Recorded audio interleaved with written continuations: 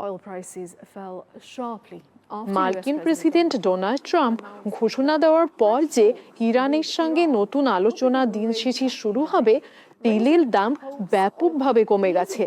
এতে হরমুজ প্রণালী ও বৈশ্বিক জ্বালানি সরবরাহ নিয়ে উত্তেজনা কমার আশা জাগে। মার্কিন ক্রুড ফিউচারে ব্রেন্টের দাম প্রাথমিক লেনদেনে 5%-এরও বেশি কমে যায়, কারণ বিনিয়োগকারীরা নতুন কূটনৈতিক উদ্যোগের প্রত্যাশায় প্রতিক্রিয়া দেখান। ট্রাম্প বলেন, আলোচনাগুলো মূলত হরমুজ প্রণালী ও ইরানের পারমাণবিক কর্মসূচি নিয়ে হবে, যদিও তিনি স্থান বা অংশগ্রহণকারীদের সম্পর্কে কিছু জানাননি।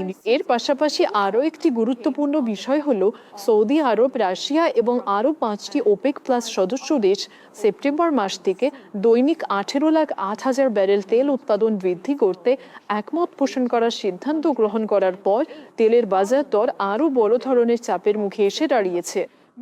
এদিকে ইরান জানিয়েছে যে তারা কৌশলগত এই জলপথ দিয়ে নতুন একটি শিপিং রুট নিয়ে ওমানের সঙ্গে চুক্তির খুব কাছাকাছি পৌঁছে গেছে।